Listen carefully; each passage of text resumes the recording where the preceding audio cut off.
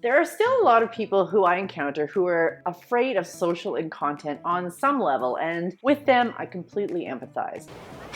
Talk about a load-off. Some common arguments I hear against participating on social networks. The "I don't have time" argument, or "I don't want to say anything stupid" argument, or the "it's all been said before" argument. Life is scary.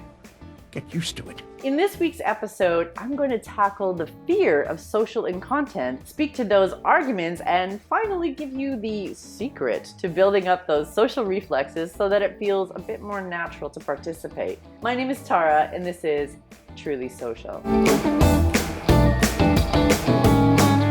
Time and time again, I encounter companies and individuals who just aren't participating in social for whatever reason. Is there a problem, Lucifer? These companies and individuals are usually the ones who should be participating in social and publishing content because they are quite often doing the coolest stuff that many people would benefit from learning about. Aw, shucks.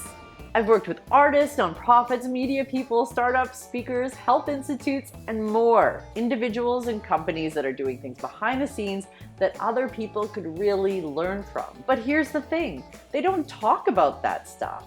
I don't get it. So it's my job to go in, help them surface the stuff their audience would love to learn about, and teach them how to share. It sounds pretty straightforward, right?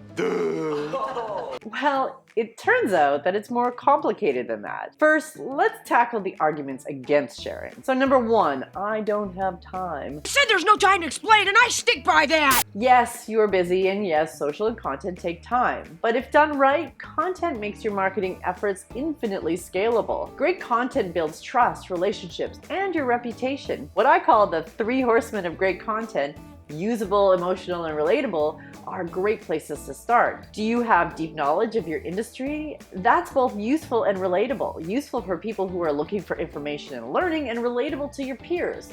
You complete me. For your customers, it builds confidence that you know what you're doing. And are you doing important world-improving work?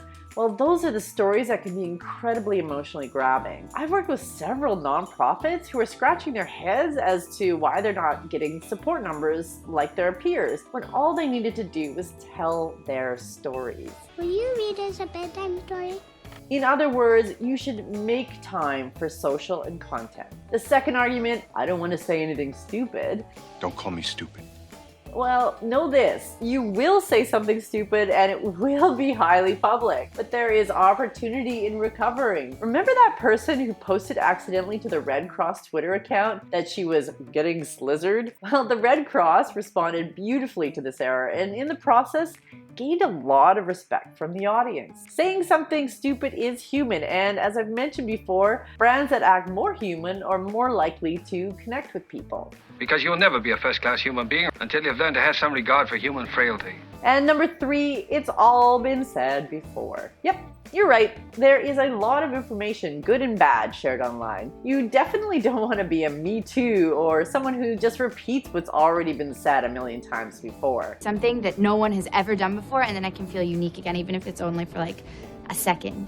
However, everyone has a unique experience and point of view. Nilofer Merchant, thought leader and author, calls this your onlyness. What is your particular perspective? Everyone has a distinct voice in there somewhere, which is where most of the work I've done has come into play. There is something fundamental and incredibly simple that I teach time and time again. There are no magical fixes.